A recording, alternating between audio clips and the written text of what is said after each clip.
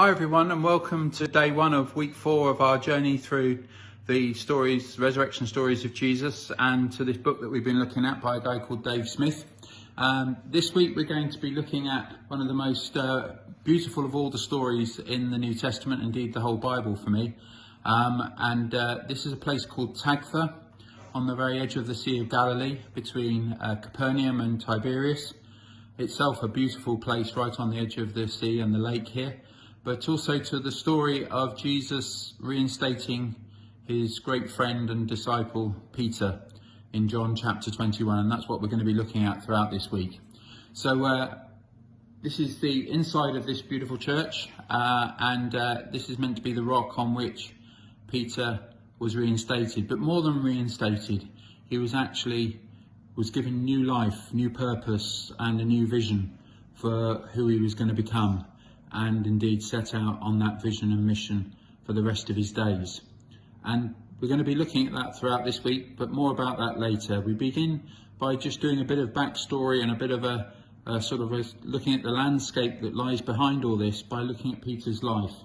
And I want to take us back just round the corner to a place called Capernaum, where Peter and Andrew had their fishing business. And it was from this village and town that Peter left to follow this itinerant rabbi called Jesus, and saw amazing things happen, and indeed incredible words. And from that, it was Peter, along with the rest of the crowd, that began wondering whether this person could indeed be the long expected and hoped for Messiah. And Peter says as much when he goes north with Jesus up to this place called Caesarea Philippi, right underneath the shadow of Mount Hermon, and to this shrine that was dedicated to the pagan god Dan. This cave used to have a big temple in front of it, and there amongst all the other gods of this world, Jesus asked the disciples, "Who do you say that I am?" And it's Peter, before any of us, that turns around and says, "You are the Messiah, you are the Son of the living God." So from this high point right up in the north of the country, Peter journeys with Jesus right from up here on the border of Lebanon and Syria, all the way down past the Sea of Galilee, all the way down the Jordan Valley, till he gets to Jericho, and then turns right up to Jerusalem. And that journey is not just a physical journey, it's also a spiritual journey and an emotional one, because it's only a matter of months later that Jesus actually sees his best friend turn his back on him. And on the very night that Jesus needed a friend most, Peter says, "I didn't even know him." Not only once, but 3 times. And of course we know the cock crowed. And Peter wept.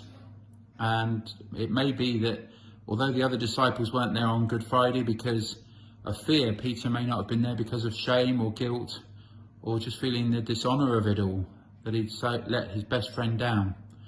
Whatever it may have been, Peter was then there on the first Easter morning, went with John and Mary back to the tomb and saw the tomb had been opened. But he did not see Jesus. It was Mary who saw Jesus first.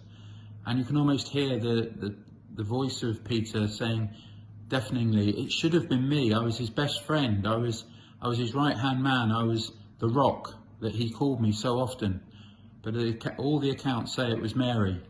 And Peter, like the other disciples, needed to wait to the end of the day, on that first Easter day, to meet with Jesus.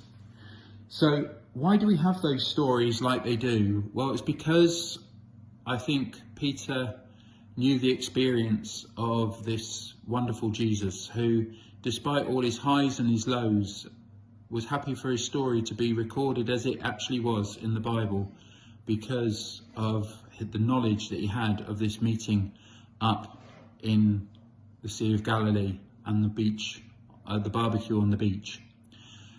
Just to add to a postscript to today's video, the story says this is a picture of a young man throwing his nets into the sea. It says the disciples, Peter and 6 others, went back fishing. And some people can say, well, how in the world did they go back fishing? But the reality is he went back to what he knew. He was a good fisherman, and as were some of the other disciples, and they went back to what they knew. They were doing their own thing as best they could, trying to make sense of all that they'd been through. And yet the story from John is absolutely clear. They caught nothing. experienced fishermen out doing what they knew, and they caught nothing. And that's meant to try and tell us something, which is that Peter can't go back, nor can the rest of the disciples, and indeed nor can we. Peter has to go forward. Jesus is calling his disciples forward, both then and I believe at this time. So the lockdown that we're going through, painful though it is not just meant to be a tomb where we're waiting to be let out, waiting so that things can go back to the way they used to be. We're actually being called to go forward and to see that God's trying to bring some new birth out of even our greatest of despairs. And that is a story which we'll pick up again tomorrow. Ian Stocker's fulfilling all this tomorrow by actually having his first go at doing the video blog. So thank you, Ian, for doing that. And I look forward to seeing that. And we'll join again on Wednesday.